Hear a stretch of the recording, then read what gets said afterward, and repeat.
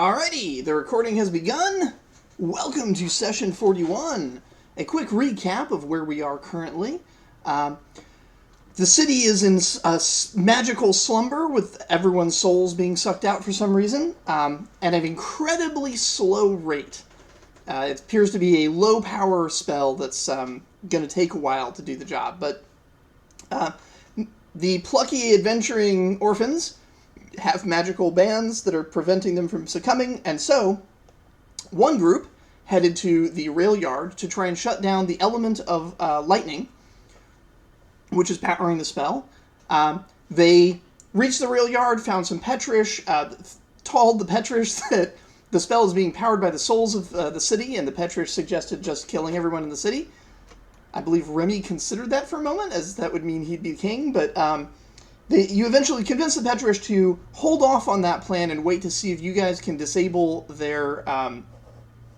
they have a lightning-based communication device that seems to have a foreign object attached to it that is sapping its power and using it for this spell. And so if you can successfully remove that, they'll be thumbs up. Meanwhile, another group of kids decided that they wanted to arm up and head to the area where the spell is being powered by steam coming from the harbor. That group went to the Applied Thaumaturgy Guild to raid it for magical marbles to power the cannons on a ship that you guys have built, and you successfully cleaned that place out. But while all that was happening, a third group was adventuring. They were heading towards the barracks to try and shut down the signal tower, which is providing the spell with the element of light. That group did not have any trouble getting through the streets like the other groups did. The other groups had to fight these strange golem constructions that were being formed sort of out of city materials. It's not that this third group didn't have to fight those golems. It's just that this third group has Gallista. Gallista is the cheat code for getting through the city streets. She doesn't even break her stride as she smashes her way through the golems that were impeding you, until you have arrived at the barracks. And looking up at the tower, the problem becomes somewhat intimidating. Creatures, these golems, many of them have been forming with wings, formed out of like the fabric used in merchant stall tents and restaurant awnings and the like. And the sky around the tower is full of such creatures without number. You cannot count them. They are a swirling tornado, a vortex of these creatures defending this piece. You know from your research that the steam element is being defended by a great serpent. You guys have a plan for that.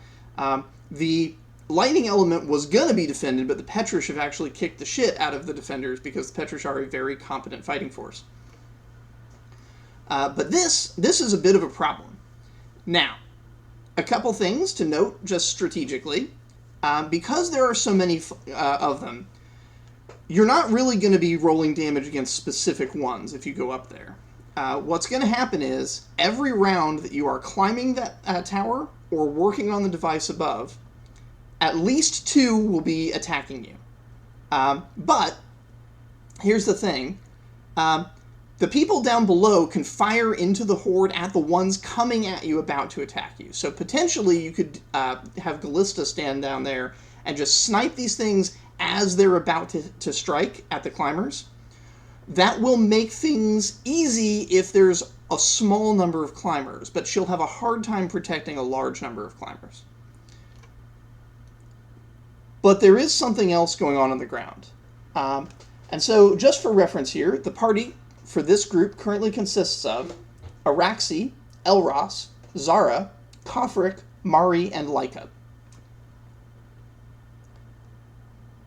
I would like any or all of you to just really quick roll a perception plus investigation check upon arriving at the gates to the barracks.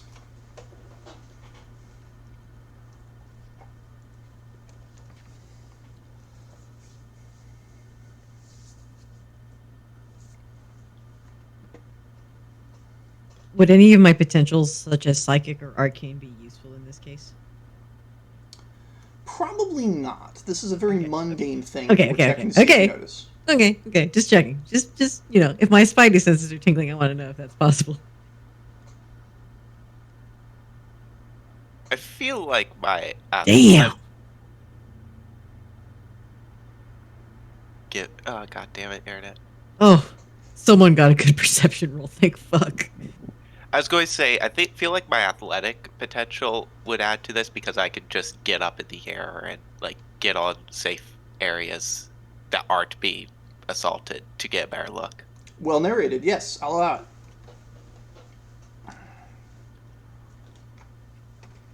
That is that talent you've got, right? Yeah.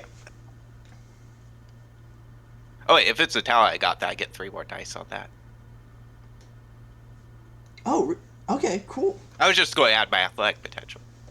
Oh, I thought you were arguing your talent that lets you use acrobatics. No, I was just adding my athletic potential just for how quickly I could get to a vantage point, get back down before anything like assaults me. Like up, look, down. Like a sproing? Because like I didn't want to tax it yet, because I think I might be taxing it. Yeah, I mean, that is a good thing. It will put you further away from things, so you'll be noticing things in a broad tactical thing, but details you would miss out on. But if you use your talent that lets you replace that with acrobatics, I will completely allow that. All right, and then I will just add the 4 remaining. Because use my acrobatics. All right, so sometimes you just roll good. It looks like 3 characters passed this, more than passed this test. So let's see, Kristen. This is Zara, correct? Yep. And then Ed with Mari, and Vivian with Araxi. So the scene that everyone sees is that inside the gate to the barracks, where you have the exercise yard, there are some groups of people piled together, all asleep, all kind of twitching. And examining sort of the situation that they're in, it looks like they had huddled around the shields until the shields ran out of battery power. The shields, they're a lot of the clue to that is that the person in the middle is holding up a shield over their head, but they've fallen now that it's run out of power, and they're all standing next to the resupply boxes that are now open and empty that had extra marbles in them for them to power the shields.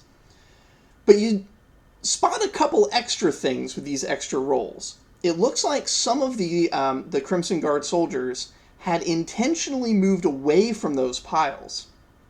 And with such high rolls, you can see that they moved away specifically to let younger cadets join the not affected group inside the bubble. So heroism and courage is still alive and well within the Crimson Guard. They are not all cowards gathering in safety. They are brave and selfless as a core part of their being. And some of you, one of you, Araxi, of course, on a 5, you spot that one of these guards that has separated. Oh no, wait, now it's another. You're starting to see a line of them heading further into the barracks with their throats slit and a trail of tiny little blood droplets as though dripping off the edge of a dagger, leaving a trail going in deeper into the barracks and to a door that leads into the prison cells.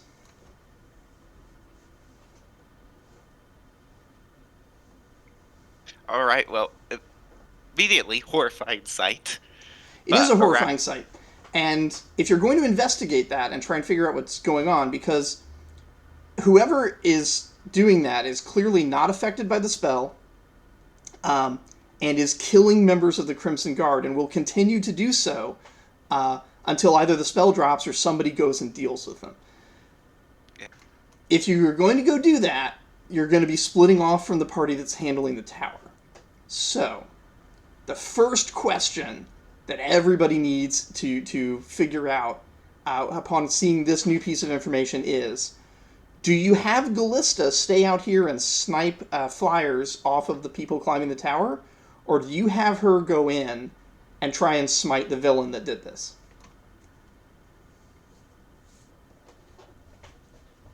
So I think that Araxi might be able to handle the sniping. If we want to have Callista go in. It won't be as efficient, it'll still probably be more difficult. Araxi is, after all, a child. Callista is a legendary hero.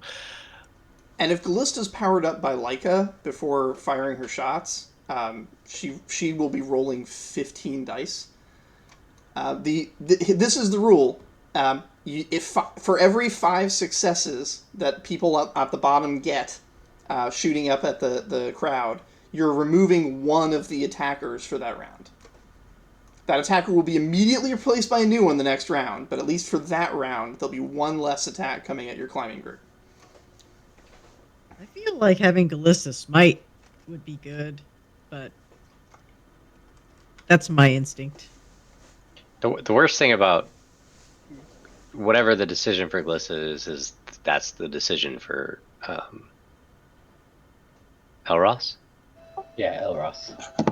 Yeah, So Elros and probably Leica, if you're going to be maximally efficient, will be going with Callista. Yeah. Yeah, well, I mean, which basically means we would just completely be ignoring whatever that is if we don't choose to send them there, which might bite us in the ass. Unless somebody decides to not go up the tower and go try and deal with it yourself. Yeah, that's true. So Araxi, when Araxi shoots their crossbow, should, as long as I have advantage, and I should have advantage because of one of my traits, be rolling 8 dice with 8 pips. Or no, 6 dice. No, 8 dice with 8 pips. I don't know the mechanics of the hand crossbow. I don't know if that is 2 shots or 1. You can narrate however many shots you want, but you roll the dice once. All right, I roll dice once. Okay. Yeah. And also could So a second person with decent marksmanship might be able to help Araxi, and between the two of them, keep the attackers off. So Zara has magic missile, which maybe could be helpful. She doesn't have marksman skills, so I don't know if that might impact that. Magic missile, at least per D&D, is a homing spell, so it does not necessarily require aim. You pick a target, it goes there.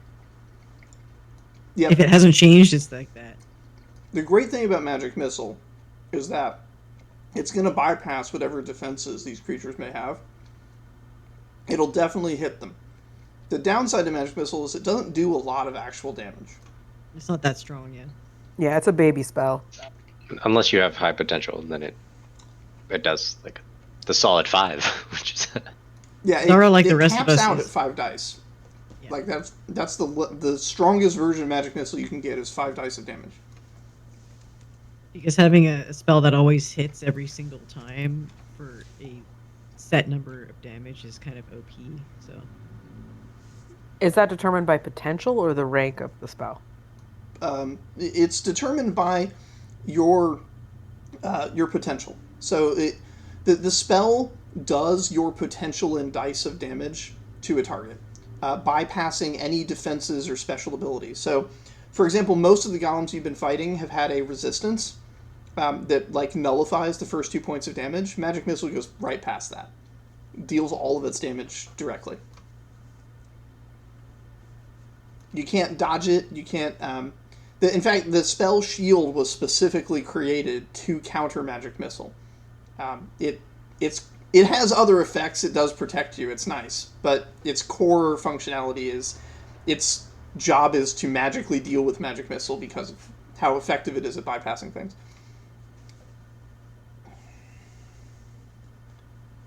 Which is why it's the first spell they make sure you learn before you start learning combat magic.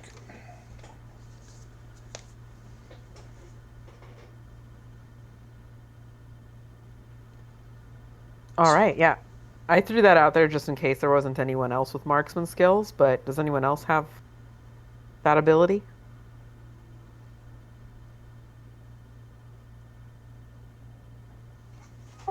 No, Cool. not I.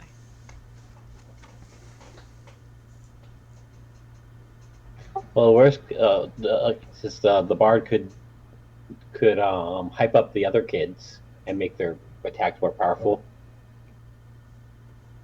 Potentially, she can. If they believe, yeah, that would work.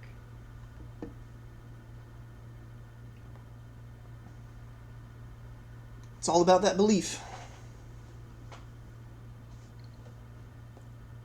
Some Peter Pan shit for real.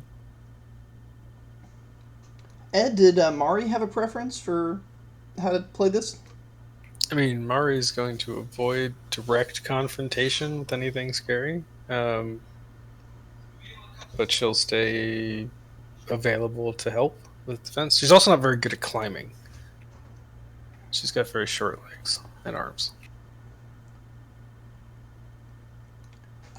Go ahead and make a cunning plus scholarship check for Mari, just to see if she can identify a feature of these creatures.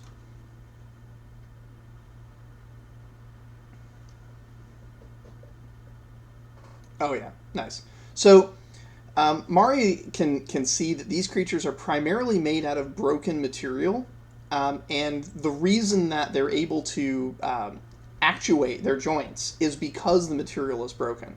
The spell Mending that I know she has on one of her instruments, that would wreck these creatures quite effectively. By fusing their joints together, it would shut down their ability to be mobile creatures and potentially make them fall right out of the sky. That's useful.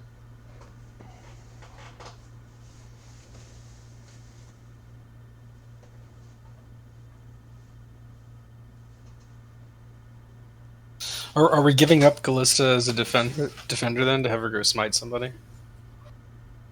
Unless some of you kids want to go and smite that person instead, or if you want to ignore that entirely and just let them murder Crimson Guard willy-nilly.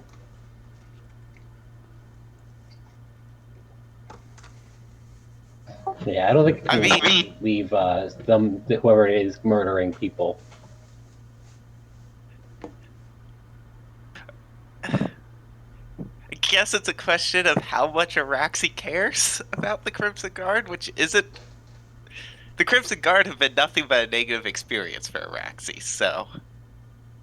This is true. Also, Araxi is probably the most effective climber of this group. Yeah. Araxi can fit in basically any one of the roles. I think Araxi would be the one who would sub in for Glista if we send Glista to smite them, but if not, then Araxi obviously is an excellent climber. I think Araxi is the only climber in this group. Yeah. How I'm high up definitely... is it? Is it like within a grasshopper? So you're going to need 20 successes of either athletics or, in Araxi's case, of acrobatics checks in order to get to the top. No, it is not within the realm of grasshopper.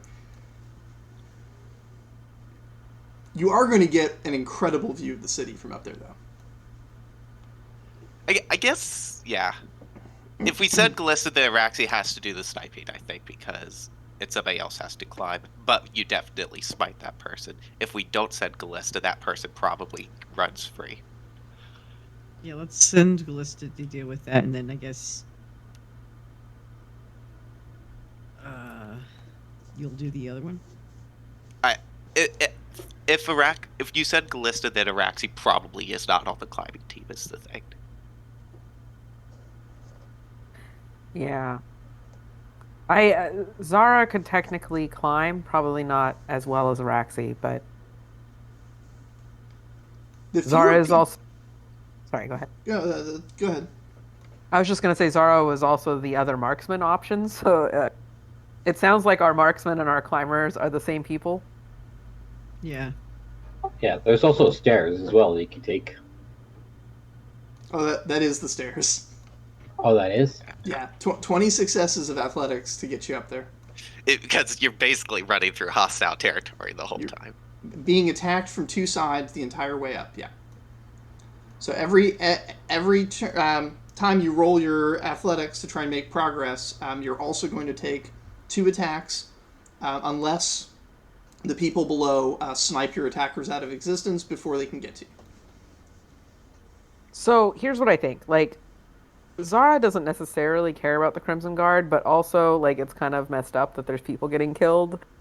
And so I wonder if, like, we should just send Callista to go deal with that because that's super dangerous. And maybe they'll get back in time to help us if we haven't, made a, significant progress. And if not, then yay, we we finished both sides of the mission. But it seems like we should try and help those people. And then, maybe we go a little bit slower, but Being a Sodomancer, can Mari cast Mending at range? Okay. Yeah. Was that I was a yes? gonna Yeah. cast some kind of like I'm gonna improvise some kind of like haste like spell on Callista. Yeah, in that case, I think Mari is definitely on the sniping team. And I think Mari and Araxi together would probably be pretty efficient at it.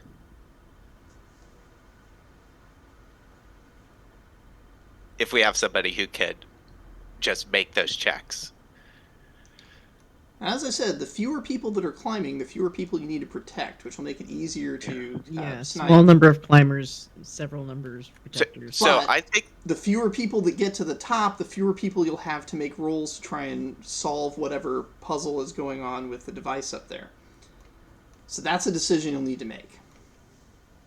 so. Flux is like wherever Callista goes, Leica will necessarily have to be there. So And Elros as well. yeah, exactly. We've seen the device, right? You have. Well, 2 of you have. Can Copper's going to be pretty useless in every aspect of this entire thing. Is there any chance I can preemptively make something that will help deal with what I saw and disconnect it?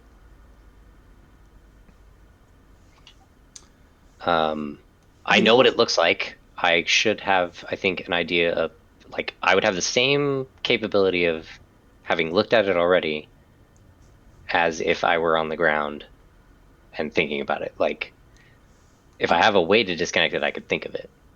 I'm going to say Cunning plus Engineering difficulty 3 to have enough of a memory to try and do something about it, and then we'll roll to see what you want to do. I'm going to let the dice decide. I'm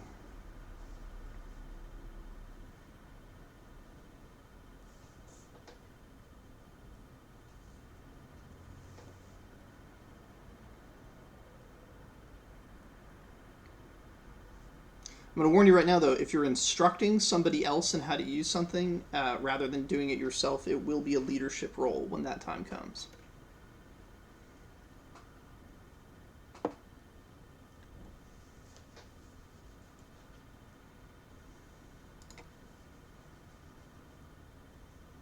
Doesn't matter.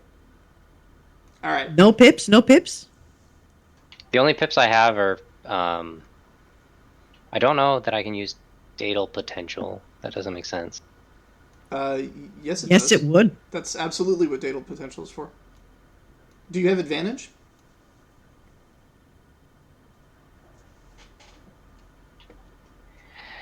His traits are, I feel like he's fucked up because he, like, went from not, like, being one thing to another thing, and I didn't really reassess. Who's his hero that he has a costume for? His hero was Trebari originally. Trebari is an engineer. An engineer, yeah. And he has the costume, so I guess I technically do have pips and Yeah. that. You have 6 pips. So I was gonna say, like, dude, there's no way you don't have no pips for that. That's a success. that is. So you can remember the device. What you remember the device is it looked like an ATG device, although now that you think about it, there were things that were off about it that you just hadn't had a chance to pick up on at the time. The device is attached directly to the plate that absorbs light during the day. Right now, the sun is out, so that plate is active and is actively absorbing light. The device, you were told, was just measuring it, but based on the way it's plugged in, it could very easily be pulling power out of the plate. What you're not sure of is whether or not the device has any kinds of fail-safes. Now, if it was a bomb, then the fail-safe would be like, it'll destroy itself if you try and tamper with it. But that wouldn't work in this case. He needs it to not be destroyed. So the fail-safes would probably be things like traps that would harm the user by overloading the energies that it's collected. So there's probably going to be some kind of radiant, light-based attacks that come out of the box if you try to tamper with it.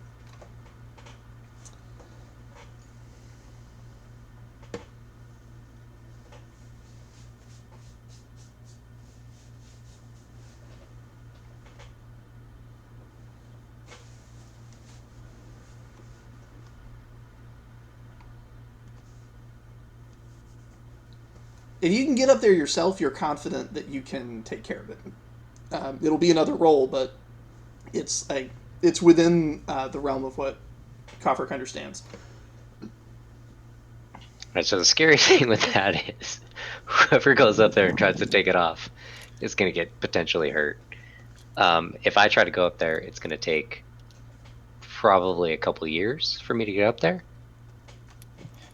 I know Elros said something about improvising a haste spell on Callista. Could Elros improvise a haste spell on you to get you moving faster? That's Or a good anyone. plan. That would mean Elros is staying out here, but that would also mean Callista staying out here to help you with your attacks. I mean, we have multiple magic users. I don't know if anybody else could improvise like a sort of haste spell on you.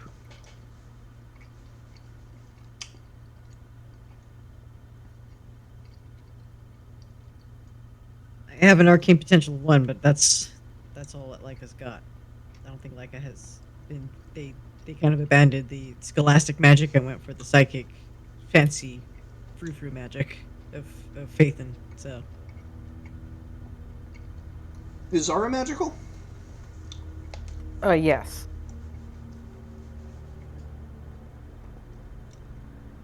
Sorry, I was reading something in the Talus wiki. What are we trying to do that requires magic? Get Kofric moving fast. Let me see. Could I feasibly blink Kofric, or is blink only something that I can perform on myself? Blink as it stands as a spell is something that only works on you. However, you have seen Elros blink somebody else by using his hand trick. Now, Elros is kind of busy keeping Callista from falling asleep right now, but that doesn't mean that it can't be done. You have a willing subject, and you might be able to improvise something. You might be able to disassemble the spell and research it into something that would allow a blink. Yeah.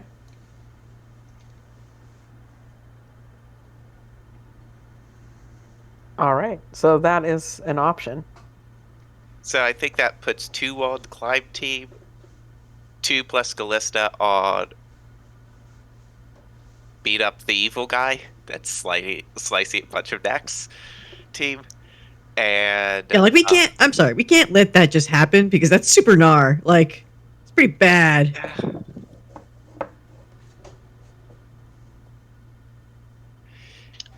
Yeah, it kind of crosses a line. Yeah, like they're completely defenseless. They have no Yeah. way of fighting. There's not an even question of this being an even fight, and And it their looks intentions seem bad vibes.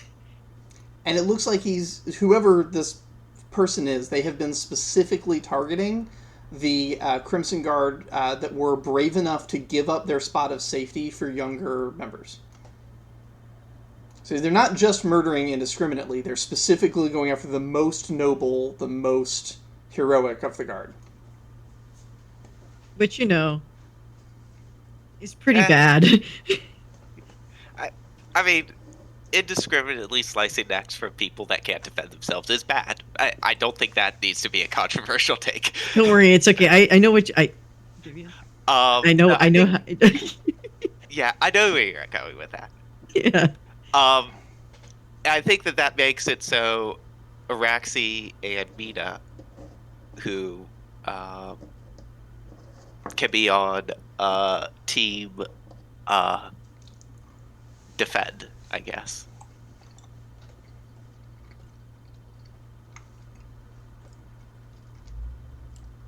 Okay. I kind of got lost on who our people were. So is it Araxi and Mari are on the ground? Oh, Mari, sorry, not Mina, Mari. And it would be Kofrik and Zara going up. I see. Hopefully with Okay. the magical assistance to keep you two moving. All right. Well, we're gonna drop into initiative order then. So, Araxi and Elros, you two are up first. Elros, you're kind of steering the Lista at this point.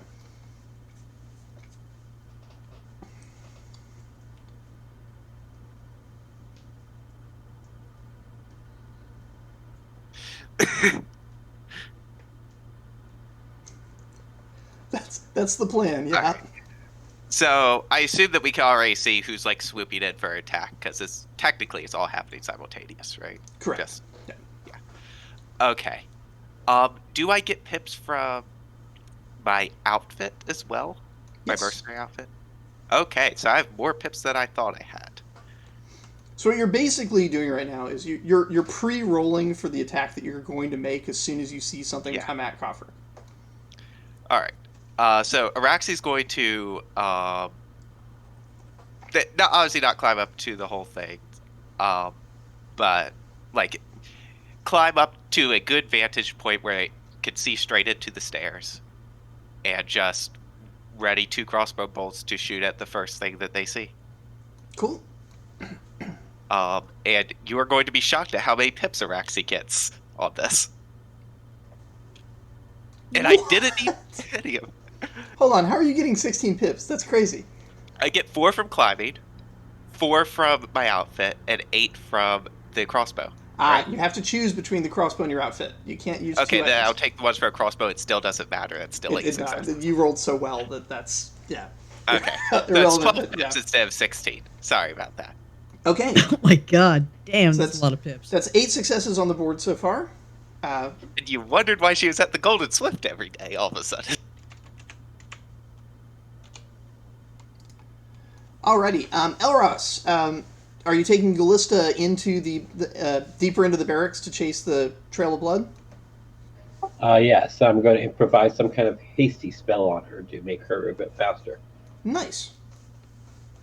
Go ahead and make your roll for that. Well, you're in the little backpack saddle that they rigged for you, so you can just do that while she's running in. She follows the Trail of Blood into one of the entrances that goes into the prison.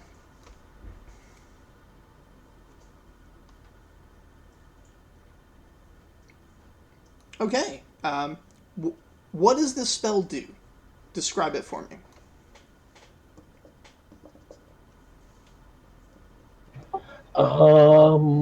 It increases her agility,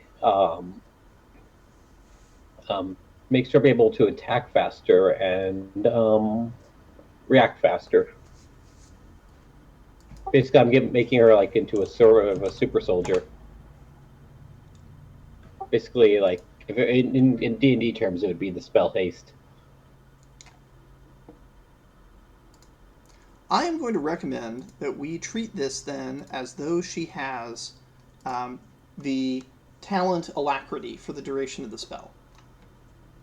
So the Alacrity requires a 3 agility tax to trigger, so we're going to call this a 3... a difficulty 3 spell to cast. So you definitely succeeded. All right. Does it look like anything is happening, or does she just appear to be moving faster? I say like she does like when she's doing moving and stuff, like there's like a little magical like after finish after her moves. So she's looked like yeah. Okay. Go ahead and tax your source of magical tax. Is that a staff or something? Yeah. Okay, tax that by 3, and she has that power for a few minutes. With you on her back, she then, like, at super speed, races into the prison and finds that there's a couple more guards that are dead in here, and one of the prison doors is open.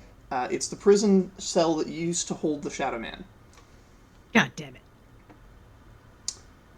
Inside, she picks up a small wooden shield that had been left there, and inscribed on the inside of it is a warning that the spell would go off at a certain time, and that the Shadow Man should convince the guards that he has magical powers to get them to put anti-magic cuffs on him. Man, that's slick. I didn't realize that anti-magic cuffs are work in both directions.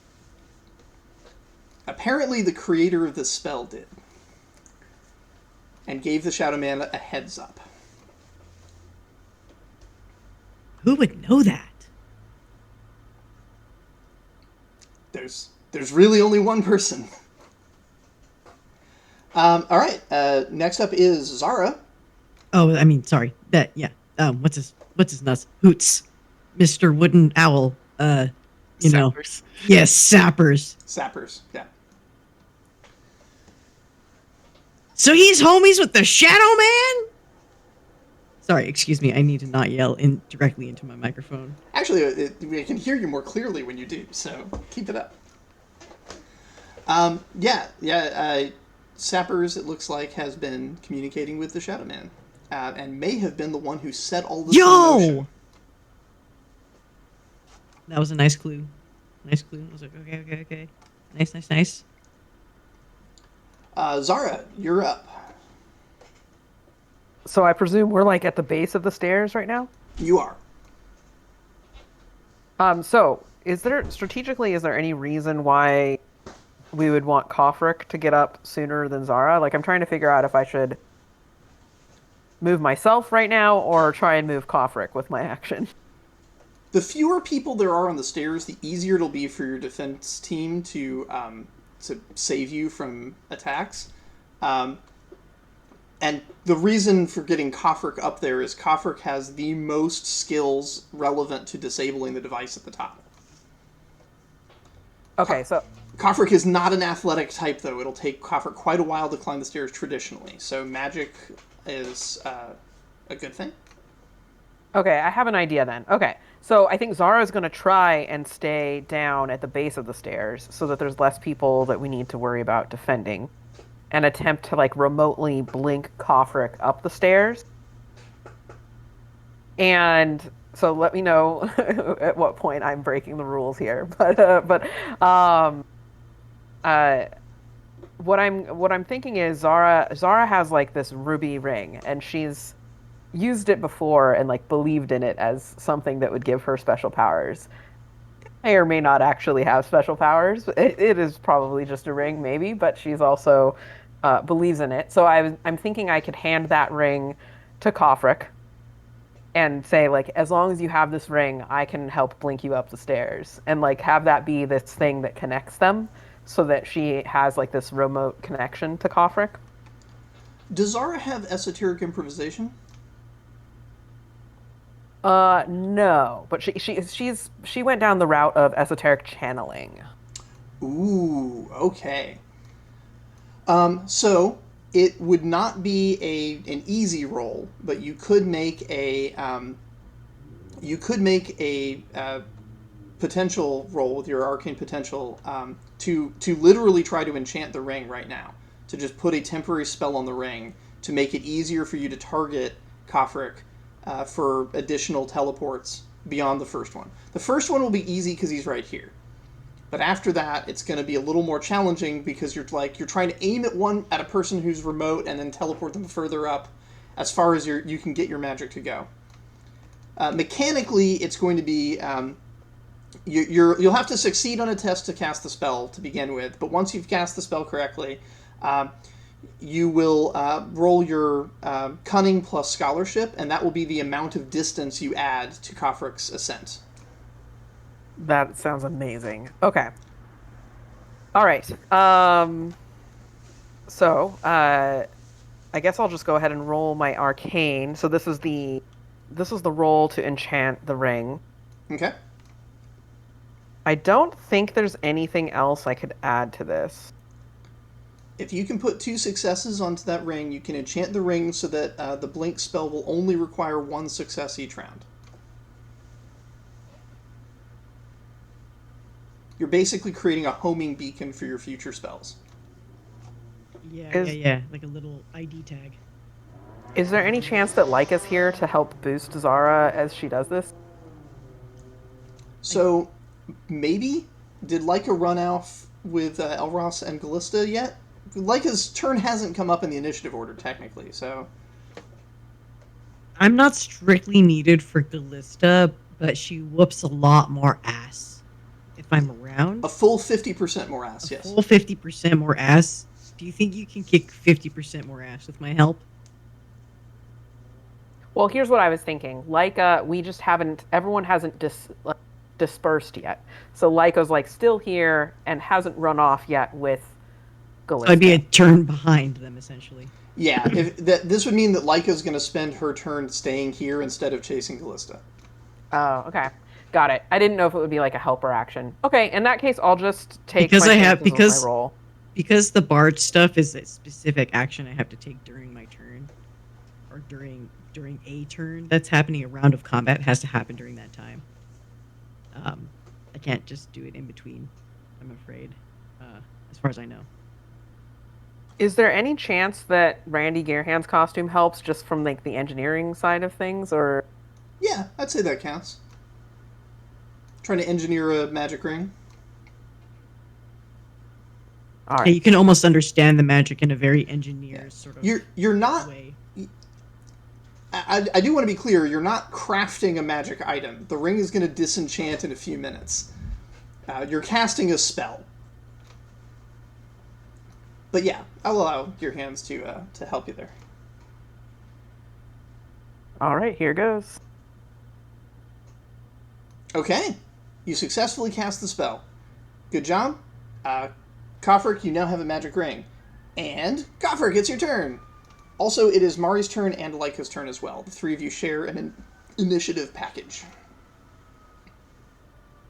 I'm probably gonna pursue Callista because he's the only current superpowered Faith and Knock that I can make the most out of my skills here. Please make an athletics check for me to... God damn it, I forgot about that part. See how well you can keep up with her now that she's been magically hasted.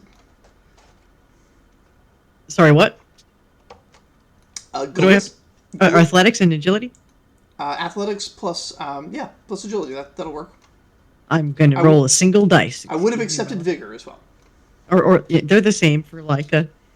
Leica's a pasty nerd, so let's see how this goes. I will get there in 20 turns if I succeed every time. Oh no, you're not going up the tower. You're going. Sorry. Callista. Callista just has magical haste on right now. That's all. A single success. I have failed. You are panting and exhausted in the hallway of the prison. You can hear Callista talking with Elros about the shield that they found. When you hear a sound behind you,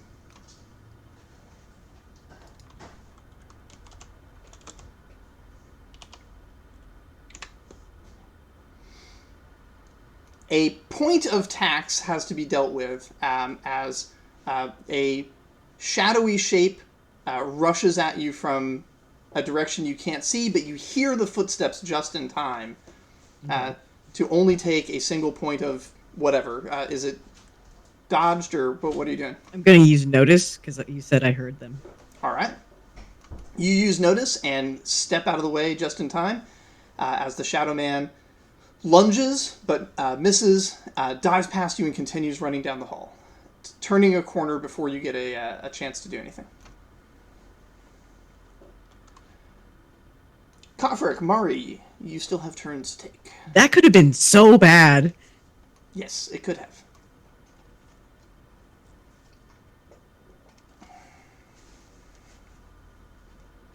It's okay. It'll be better out here. No, it won't. This is horrifying. If I need to go upstairs. We've got covering fire. I've got covering fire, but I don't have really dice to roll for movement. I pull out a small pair of finger symbols, look at you, and wink and say, "I got your back." Awesome. What? You mean little things that you clap together with your fingers to make a ding a ding a ding ding ding ding? That's right. Yeah. Okay. Is Mari going to use a spell? I'm gonna ready mending, just in case anybody gets in the crap. But yeah, I'm not. I want to save it for. I mean, like I could use it indiscriminately at something that I see, but I don't have a lot of uses of this, so I'm hoping to use it to actually protect someone rather than just because there's like an infinite number of these things, pretty much, right? So, Pretty much, yeah. Essentially. Yeah. So just aiming this indiscriminately at one is not very useful for the. But only 2 of them can get at Kofrik per round. So one of those is going to be peppered with... one of them is going to be shredded by Araxi's readied action immediately. And then another one's going to take some damage from Araxi. Okay, well the one that's not shredded is the one that I'm going to keep an eye on. Okay. So Kofrik, are you ready to begin your ascent? Yeah, I don't think I have any way of hastening this myself. I think I can.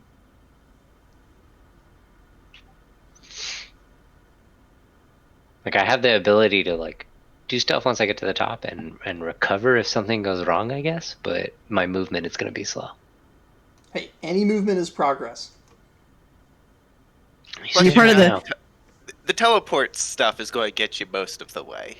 Are you part of the one dice club for this one? It depends on what my. I'm waiting to hear what my movement dice are. So it is either athletics or agility, and either vigor or either athletics or acrobatics, and either vigor or agility.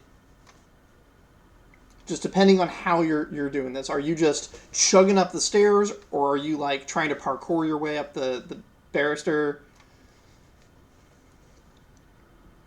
I mean, I think are you using the guardrails for extra leverage with your feet, or are you just pounding the bricks? I mean, I'm hoofing it unless I can figure out some engineering way to slingshot myself. Cool. Hoofing it's like a vigor plus athletics, I think.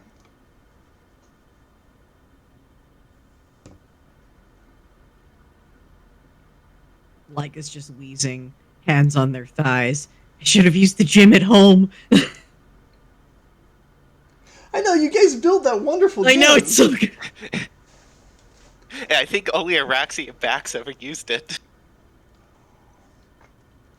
Just a couple of meatheads together.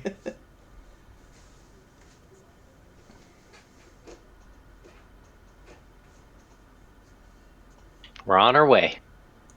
All right. I just want you to know that you have a single additional dice than I would have had if I was going up this tower, and that means that you can theoretically get up there like twice as fast as I could have done. When you put it that way, I'm doing great. Yeah, you're doing great, dude. All right. So you start heading up immediately. Like you barely get up a flight of stairs when 2 of these winged creatures just come crashing in from the sides. The tower is kind of open air, so they're coming at you from opposite sides. One of them is, like I said, just shredded by Araxi's crossbow bolts. The other one also takes some damage. It's got 2 hit points remaining. Mari? Okay, I will cast mending. Awesome.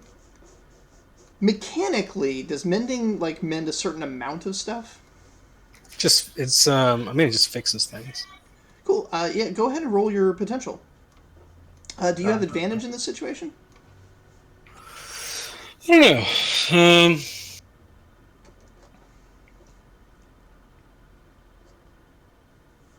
I mean, I play as Malel, problem solver, inquisitive. Malel is very much a combat-oriented personality, I think. Okay. I mean, Plus, this is certainly a problem that you're solving unusually. I think if you pretend your mending spells are fireballs, then that counts as advantage. Yeah. So go ahead and toss your scholarship and your cunning into the mix. You want to score 2 points, and then you'll spend what is this a point of tax?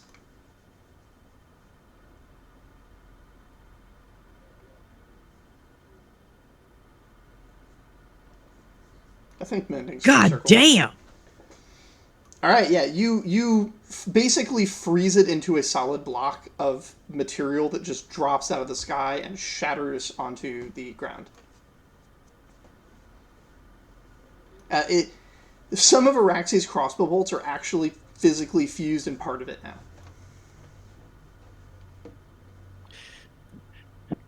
Those will be hard to retrieve after the fight. A bit. Yeah. I point at it and I say meteor swarm, and then I clap my little finger symbols. Just like All right, so Confric, you are not attacked. Both of your attackers are annihilated before they even get close to you. Which brings us back to the top of the initiative order with Araxi. Let's be honest, there's one thing Araxi's going to be doing this whole time. And that's becoming a Gatling gun of crossbow bolts.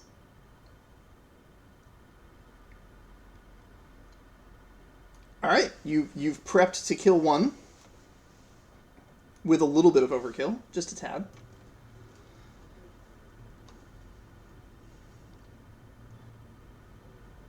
Alrighty, Elros, you and Gallista hear the noise from Leica down the hall, and Gallista rushes you over with the supernatural speed.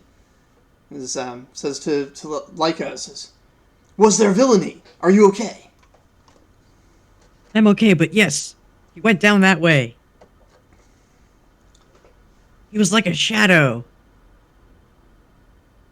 I Alright. point in the direction they went. Gallista walks around, turns the corner, and is looking into darkness. It looks like all the torches have been snuffed out in this particular hallway. But she pulls she puts her spear away and pulls out her bow and takes out one of those ballista bolts that she calls arrows, and draws it, and looks like she's going to just fire blind down the hallway. Can I act this round? Yes, you can.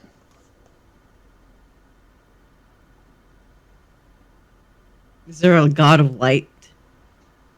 There can be if you make one. I'll just call upon the searing rays of the sun god to reveal any villains. Cool. Make your roll for godcrafting.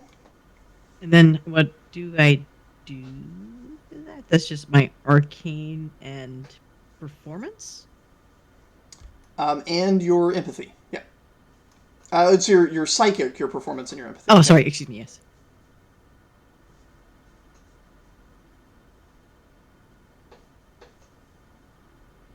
If you figure out how to godcraft with arcane, I think that's a whole nother thing. We call those elementals. I think you're just ripping holes in the plane and then letting them through at that point.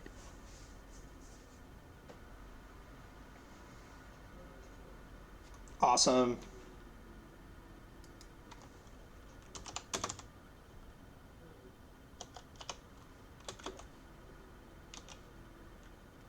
That was a good ass roll. A 10 and 2 So- 9s.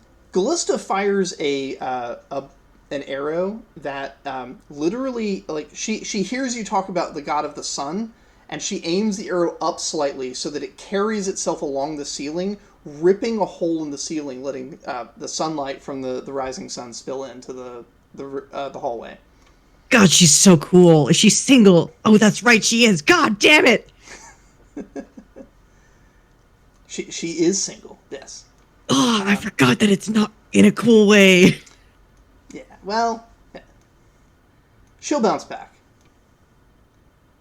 The whole reason that they shared those bracelets was so the tradition in Faithenach for people that have relationships like she did, they make bracelets out of threads that they collect on their adventures, and they weave together one large cloth that they cut into 2 bracelets so that those 2 bracelets will have a matching and completely unique thread pattern to them. And then if one of them dies in battle, whoever finds their bracelet can bring it back and it can be matched to whoever that they were having a relationship with. And so, yeah, she now has... the other bracelet's been returned to her, signaling the close of that relationship. Man, it's really tough being an adventurer. Yeah, and their Which is culture, why they have such an elaborate marriage and funerary rites. Yeah. Their culture understands that there is risk involved in the fundamental things they've built their culture upon. So, yeah. Anyway, yeah, so she has torn the ceiling open, and the Shadow Man is at the end of the hall. He was crouching down behind some other bodies. If she hadn't aimed the arrow up to bring in the sunlight, she would have accidentally killed some additional Crimson Guard with the attack. So that was a good call, having her call upon light. The Shadow Man screams as though the light is hurting him, although physically you don't see any signs of actual damage, but he is behaving as though the light is painful to him. You know what they say? Don't interrupt your enemy when they're making a mistake. Indeed. And so, cowering, he runs out into the courtyard, like hiding from the sun, looking for another building to run into. And Callista will pursue. Next up is Zara. You got your spell, you got your enchanted ring. You only need 1 success to trigger your improvised blink now. Excellent. And also for the tax for the last spell was actually only difficulty 2, and since you went over by 1, I believe your channeling skill means you only had to pay 1 tax to cast that one. Thank you. I was actually just about to ask about that. And I'm wondering, where do I have to tax my potential, or is there an alternative? If you have a magic item like a staff or a focus that has the battery feature, then you could tax that. I don't believe I did that with Zara. I do have a second potential, but I don't know if it counts to be able to tax that alternative potential. If it's related to the energy source that you're using for casting your spells, then sure. Is it your future sight? Yep. That would not be related, yeah. Okay, so then it looks like my only option would be to tax my arcane. Okay. So you'd be taxing it by 1. Cool. Okay. All right. So now Kofrik has the ring, and so Zara is going to basically leverage that to be able to like positionally know where Kofrik is, and then attempt to blink Kofrik further up the stairwell. Awesome. You only need 1 success on your potential roll here. And if you get more than 1 success, then that'll pay for it.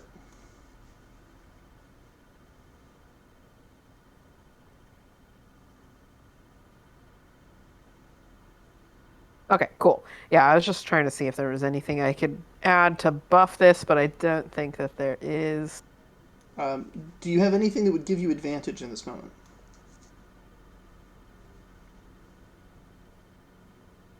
I don't think so. Okay, go ahead. Is it dark out? It is not. The sun is rising in the east. There are long shadows being cast by the buildings, though, as the sun is not above you. It's coming down at a sharp angle. Okay. Yeah, I don't think there's anything. It would be too much of a stretch. I'll go ahead and make my roll.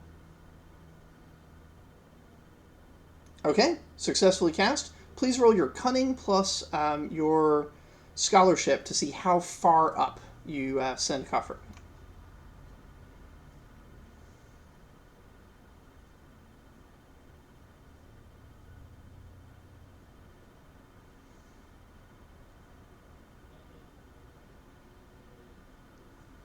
Do I get any pips for the ring, or is that just the connection through in order to even make the arcane roll? You know what? If the ring has a quality, I will say go ahead and add that. Yeah. Excellent.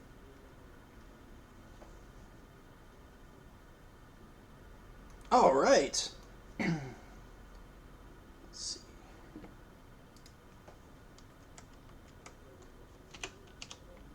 What does Kofrik experience as you teleport 6 times the distance that he managed to make on his own?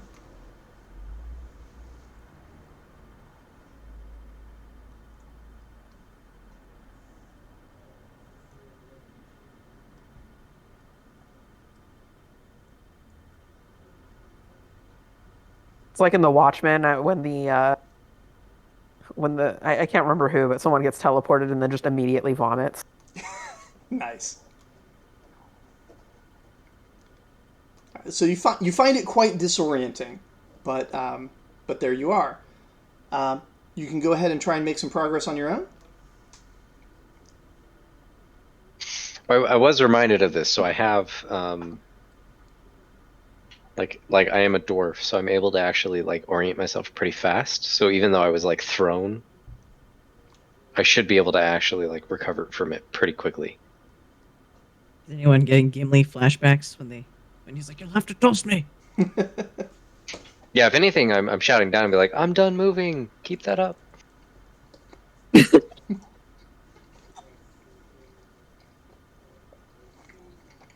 I don't think Zara can. Something's gonna have to give Zara advantage, I think. Yeah. At least you can do it at least one more time from what I've seen. Yeah, I can do it one more time, and we'll see how that goes.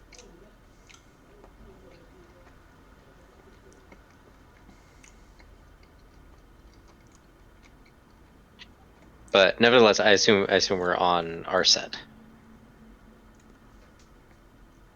Or how's our initiative working at the moment? It's your turn. Okay, so I'll make my movement.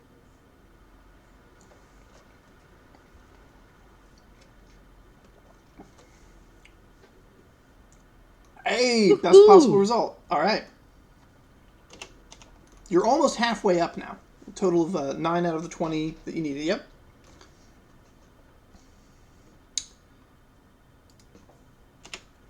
Two more are coming at you. Once again, one of them is shredded by a burst of arrow fire. And then, Mari, it's your turn if you'd like to try and save Kofrik from the other one. Well,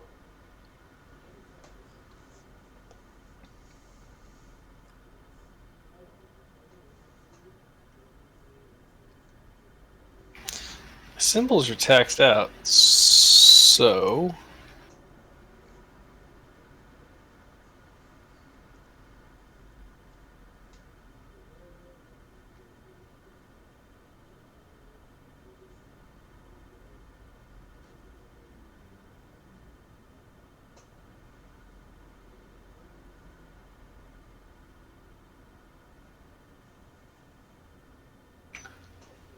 unsure how I can assist Kofrik. You can try to improvise something. Yeah, fair enough. I'm gonna try and improvise a lot of vibration. Till the wheels come off, baby. I've got a flute. I'm gonna try and just flute up a resonant frequency. Okay. What are you trying to vibrate? Are you trying to vibrate the tower to maybe try and pop Kofric up a little faster, or are you trying to vibrate the creatures to try and knock them down? I'm trying to vibrate the. I'm trying to basically make. I'm not trying to damage anything necessarily. I'm trying maybe do composure damage. I don't know. I'm trying to distract. Dragon shrieks. Everybody crouches and covers their ears, kind of thing. Just disrupt things. Maybe one of the guys like loses its. I don't know. Maybe something like loses its bearings and hits something, or loses its grip, or I don't know, or just generally doesn't function efficiently while the noise is happening. That's my aim. Okay. You're gonna mess with the air so their wings can't beat, or something of that nature, maybe. Yeah, just I mean they're mechanical, so like if all their little widgets start Rattling a little too hard, yeah. rattling around, like they will be less effective. I'm mostly trying to actually debuff. It's like a debuff, basically, is what I'm trying to do. Okay. I'm gonna say that this will definitely be a roll against their damage. So this will basically be creating a buffer that's going to reduce the damage that the one that survived is going to try and do to Kofric. So let me see how much that damage is. So basically, helper dice kind of deal. Yeah, helper dice. It's perfect. Okay. Yeah. So I can roll and just give some helper dice. That would be fine.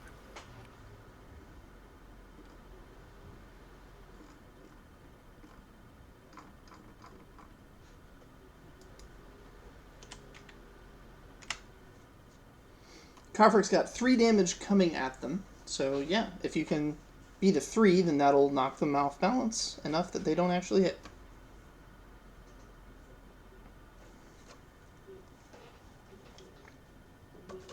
Perfect. So Kofric, one of them does get through, but it's so disoriented it just goes right past you without actually getting a hit off. It's scary, but harmless. So, question, does that mean that for the next round, there's only a need of 9 successes? Because the one there was already damaged one? No. So, like I said, they are without number. So the damaged ones are going to just fly away, and fresh ones will replace them immediately. All right. I wasn't sure if this was they're occupied the spot. Yeah. They're swirling in such a mad tornado of parts that it's going to be a completely fresh one every turn. I just want you guys to take a moment and imagine the sound of these things. It's like that sound when like the wind blows really hard through like a tent, and you hear that flapping, but like echoing multitudes of that. It's just murmurations. Is that the right term? It's just birds. Just so many though. I was thinking an intense hurricane, the whine of the wind against the concrete type deal. Okay. And in all of that, the wind impact necessarily. What's missing is there's no animal screech. There's no bird call. There's no gargoyle scream or roar. It's just the flapping. That's it. Just the flapping noise. All right. We're out to Araxi again, I think. Yeah, we're back up to Araxi. Now, Araxi, you might have noticed that the progress that Kofric is making is slowing. As the resources needed to get Kofric higher and higher are running out. Kofric might need some help actually on the platform if that's something that you're up to doing. But you don't have to. You can continue your sniping if you wish. I think it's better for Araxi to continue sniping, I gotta be honest. Right. Just because Araxi can fairly reliably take one down every round. So even if it might take a while and Kofric might take some damage, I think that versus having what would be 3-4 attackers that aren't being shot down is probably the best use of Araxi. Yeah, before Araxi just rolls all ones here. Not a chance. 4 ones in there, so it was... But the pips bring you through. Having good equipment, Very important. All right. Meanwhile, Elros, Leica, and Gallista, walking across the courtyard, the Shadow Man has gotten into the shadow of one of the buildings, so he's no longer like panicking against the false damage of his imagined sunlight affliction. And he is sort of backing up into the side of a building. There's a door near him. He looks like he wants to make a dash through, but Gallista's got an arrow leveled at the door. And so the two of them are going to make opposed rolls to see if he can get through the door before getting just annihilated by this arrow. Could I cast a form of light on him? Yes. I want to cast light specifically in his eyes to blind him. That would be blind, which is a different spell than light. Okay. Because like light is it's not literal light; it's magical light. It creates the illumination that enables you to see. So putting light in someone's eyes actually helps them. They can see really clearly. If you're trying to blind, that's very different. Yeah. I'll try blinding. All right. Now like is thinking I should make a spell called Spotlight. It would be great for performances. Which is the second circle spell. Yes.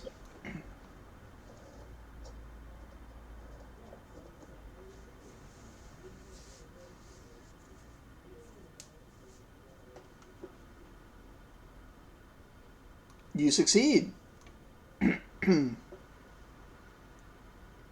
All right, that is going to definitely mess up his attempt to make this roll here. Leica, are you doing any enchantments on Gallista's shot that she's about to take? Or do you want to try and use your magic for a different purpose?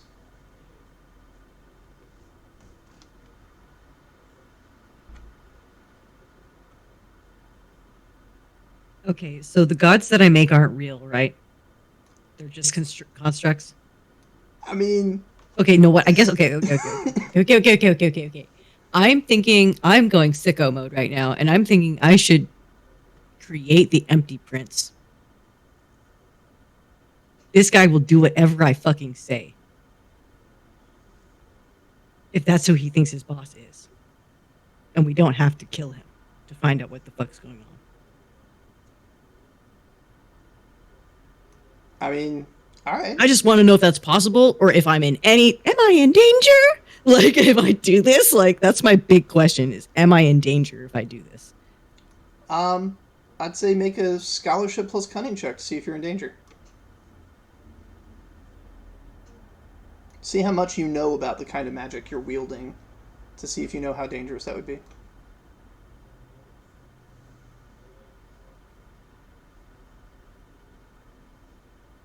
Do I have advantage in this? How would I know I have advantage in something like this? I would not know. Okay. Do you have anything that would give you advantage for being particularly studious? For listening carefully to your instructions as you were learning about your psychic abilities, stuff like that? Not that it's coming to mind, so I'll just do a raw roll here, and hopefully it's good enough. Scholarship and cunning, you said? Yep. Would Harving's, since you play as Harving, Actually, would Harving's costume? Sorry, yes. Yeah. Actually. Harving is a researcher, like straight up. Her whole purpose for coming out here was to try and figure out if heroes could be made to self-power without the use of a bard. Okay. So, in terms of danger, it's a little weird, right? The Empty Prince is real. Yeah, that's exactly my concern. Calling out to the Empty Prince is dangerous. I might get an answer to that call that I don't fucking want. Building a fake one isn't all that dangerous. Because this guy doesn't fucking know. As long as you do your cleanup properly. The problem here is that if you build the fake one and real people that really do believe in it end up rewiring into it instead of the actual Empty Prince, then their belief is going to power it after you're done with this guy, and it might stick around. So you It might might be have like to fight an your after own. image, like a Yeah, there'll like be a this after splinter off image of that a you might god. have to fight in order to shut down your own creation. No, I think I'd rather not risk that personally because I'm a baby. I'm just a baby. I don't want to do But that. it would be fun. Don't for you. For you, it would be fun. I'm gonna refrain from that course of action. That's a very cool bit of theory crafting there. So I'll have to think about Yeah, and that in the the future reality too. is that like it's not a certain thing. I would roll dice to find out.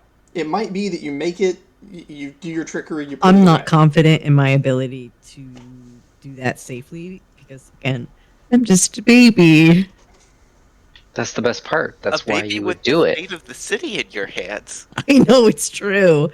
What would my mentor say? Just remember the real one's in a piece of glass. And you don't know that, but That's it's not fantastic. comforting because God, to make a God real, all you have to do is believe in it. That's literally how this fucking works. So that's the problem, you know. And But yeah, there wouldn't be two, right? there would be two. Well, there wouldn't be two. There would be because two. There would one be of them is there would be one and then one junior. You know, it's like, you know, it is, you know, remixed slightly by any inconsistencies that my child brain came up with while making this thing. I just mean one is on another plane of existence right now. Yes, but if both of the it's so delicious for Dave, I'm sure.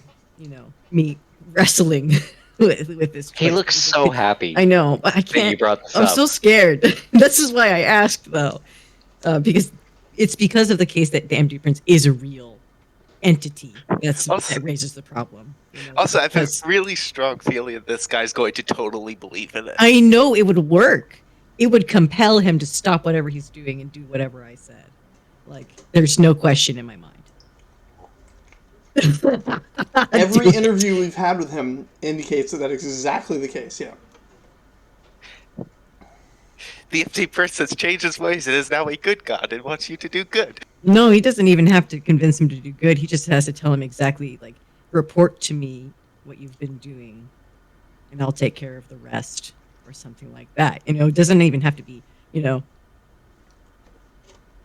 he's my thrall. I can do whatever I want with him at that point, you know? And because Typhus blinded him, like, that's all he would see. He wouldn't know of anything else going on around him. Mm-hmm. He would just be there in the presence of the empty prince. Mm-hmm. Okay, okay.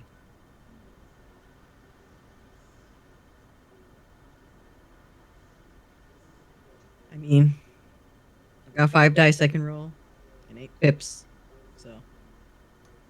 So what are you going to do with those dice? As much as I want to see Callista, like, skewer this man a new hole, we'll never find out, like, why he's doing this if he's dead. And as a bard, you do have some authority within her culture. You could, instead of powering her up, you could make a persuasion check to convince her to bring him in alive. yeah, I think I'll probably rather do that than go the brute force route because the dangers presented. I'm very tempted.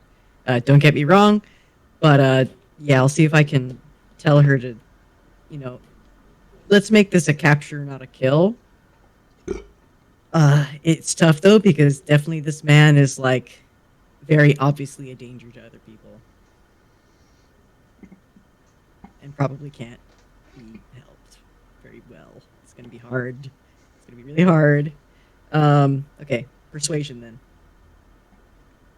Cool. You need 1 success. Okay. You're a bard. You have cultural authority over her in this matter. So she's going to defer to you to tell her what would make the better story.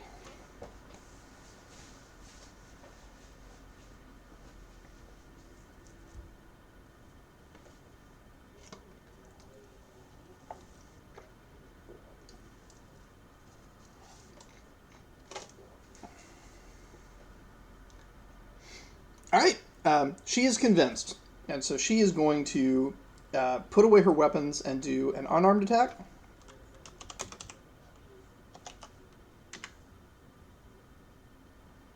And then she's going to use the hasted bonus that Elros gave her to do it again.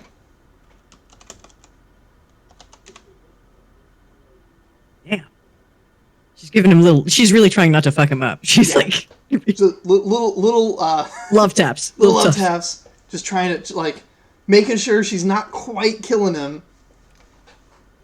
Oh my god. Yeah, especially since you can't see the attacks hitting him. Yeah. She's got him in the hallway. He's blinded. She's just bouncing him. You back would think and that forth. would give her a threshold bonus. I mean, come on.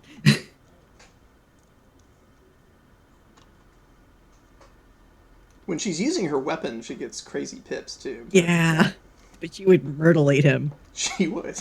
She would in one hit do an amount of damage that he cannot pay the tax for on any of his stats. Yeah.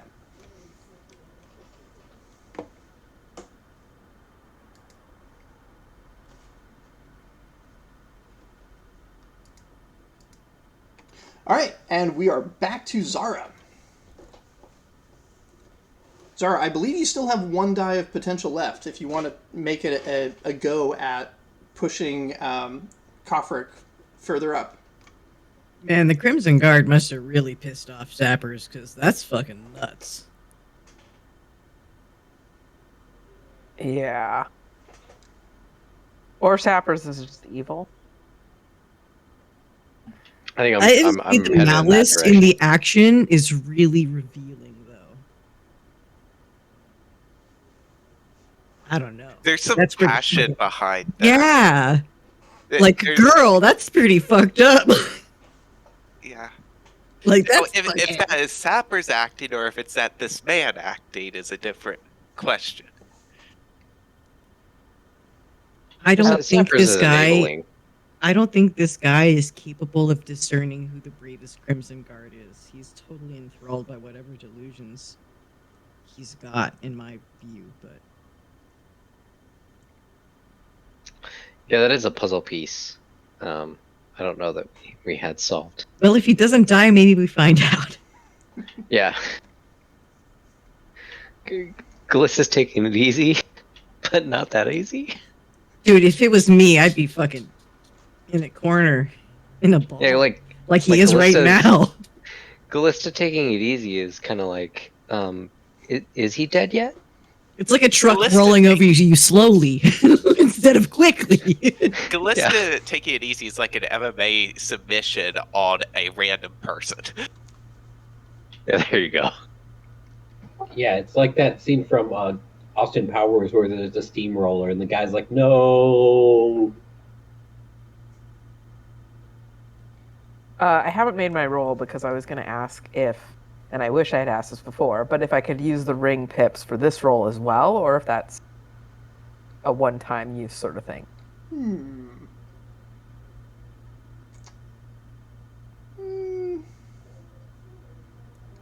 If she taxes the quality of the ring, can she do that? Because previously I had used it on the cunning scholarship roll. So the ring is not a purpose-built device. It's not intended for this use. You have enchanted it, so your enchantment has benefits when you're doing your thing. But I would generally say no. But you know what? Use half its pips. I think that's fair. Round it up or down? You've kind of like temporarily improvised it into a magic item. Yeah. I guess rounded down, probably. Yeah. Damn. Alas. It's all good. Maybe next time. And that was a first circle spell you were attempting to do, right? Well, wait. So you do need to tax yourself. Oh, I need to tax even though it wasn't a success? Yeah. Okay, well then that was the last one then. The good news is that you're not trying to do crazy elemental shit that would have caused you to take damage from the failure. So you're just doing basic stuff. Fire mages can potentially run into trouble when they fail like that. But yeah, all right. So we're up to Kofric.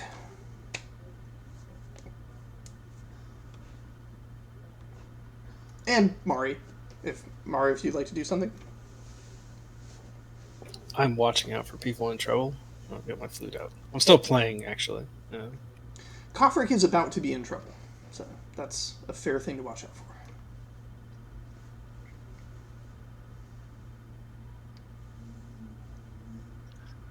She's just jamming out there on her little flute. Fucking shit up. Yeah. Oh, I can't draw that fast. It'd be great to have just little scenes here and there. They would be crudely drawn. You guys have seen my MS Paint. That's probably the level it would be at. Is that going to be the new thing though? Like speed paint? It should be like that fast because like that's specifically fun. speed Microsoft Paint. Like Yes, MS Paint only. No substitutions. If you have a Mac, get fucked. You can't play. Well, what you gonna do, Kofric?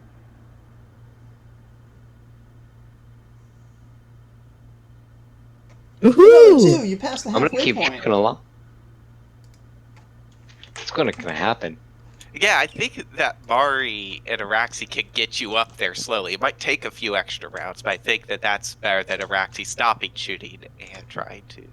By the time Gallista's done beating the shit out of this guy, one of the critters coming at you is once again shredded by crossbow fire. The other one has 4 dice of damage coming at you. Mari, do you want to do something about that? I will again try to play a shrill, fluty number.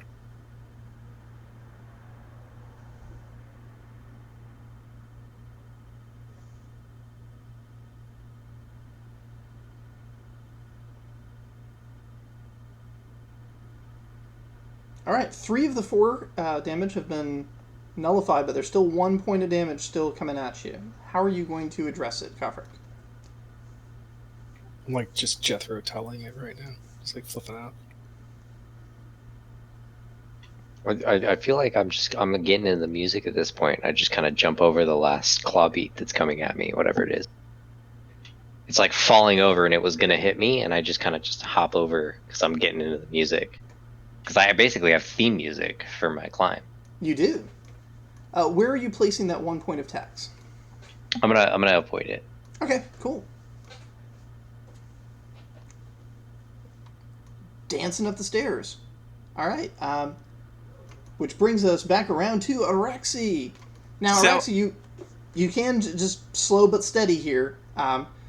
Every round is a risk that something goes wrong, or you could take a round in which something will definitely go wrong to try and get up there and actually try to carry Kofric up there faster. So my question is, if I use my talent, can I still fire? But as part of firing was that movement.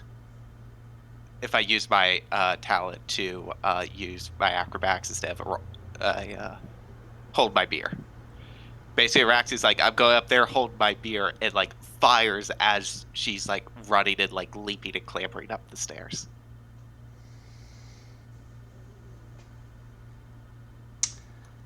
Because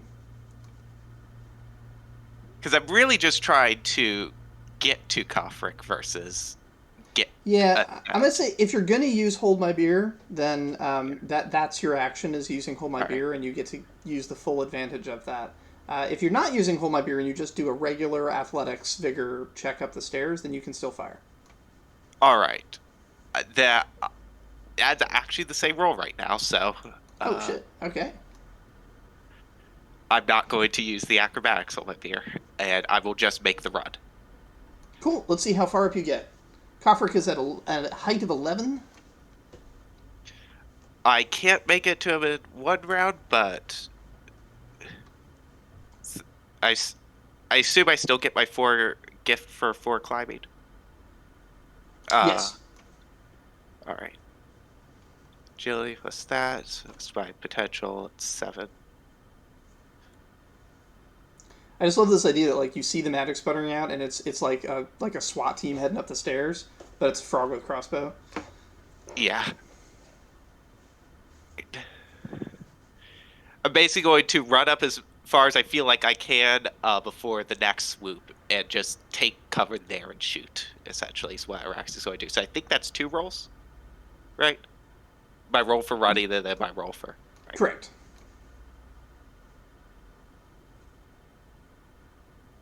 Pips are saving me there. Yeah, Pips are doing hard work. All right. And then this is the roll with the crossbow instead of the outfit, I think. So that put you 5 up, right? Yes. And then I shred 1 from my cover and actually get a decent amount of damage on the other one.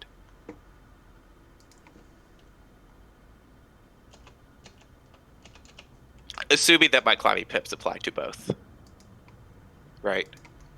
You're climbing... Do my climbing pips apply twice on both rolls? Because I am still climbing my way up. I'm basically been climbing to get to a vantage point as Kofrik goes up. I don't think your climbing pips apply to your attack. Do they not? Because I was having all my rolls, I was climbing across different that's because buildings you were specifically using signal. climbing to get to a good vantage point. You're not using climbing right now to get to a good vantage point. You're using climbing to make progress towards Kofrik. All right, so in that case, that's 6 successes. Which is still enough to take one out. Yeah. So yeah. All right, cool. And here come the 2 attacks against you. Okay. So are you firing at one that's coming after Kofrik, or are you firing at one that's coming after you? Is it still there's only 2 attackers on this? 2 attackers per person that's climbing. Okay. I'm firing at the ones that are coming at me, then, because I don't think I could even see the ones at Kofrik at that point. Okay. So there'll only be 1 coming at you right now.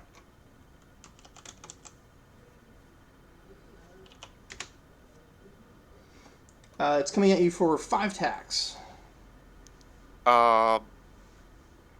Okay. There's no properties to take this to health, right? Oh yeah, no problem. If you want to just let it. It's not going to cause bleeding or anything like the other ones, right? These guys don't have any special properties. They're just They're stacks of rock and metal that are being flapped about by giant canvas wings. The metal's not even sharp. It's like tent poles. Lightweight stuff.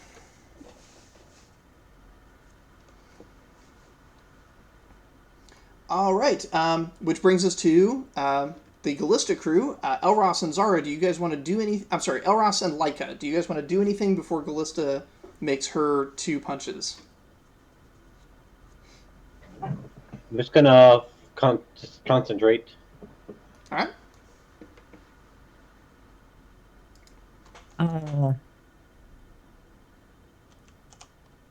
I guess I'll just wait as well.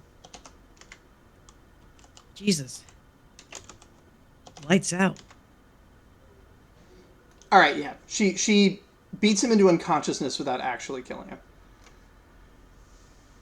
And, and she's ready to go back out. Zara, you're up.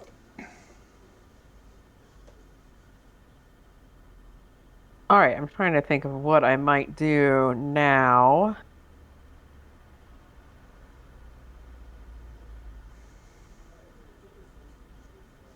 Are they within earshot? Like if I were to yell?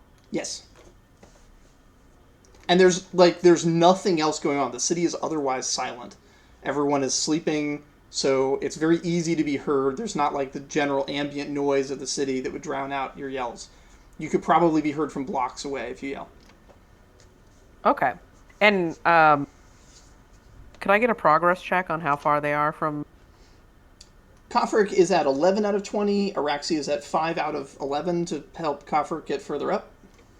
Cool. Okay. And we still have waves of those things coming to attack them, right? Yes. Yeah, there's now 2 is going to attack Kofrik. Araxi's already been attacked. Got it.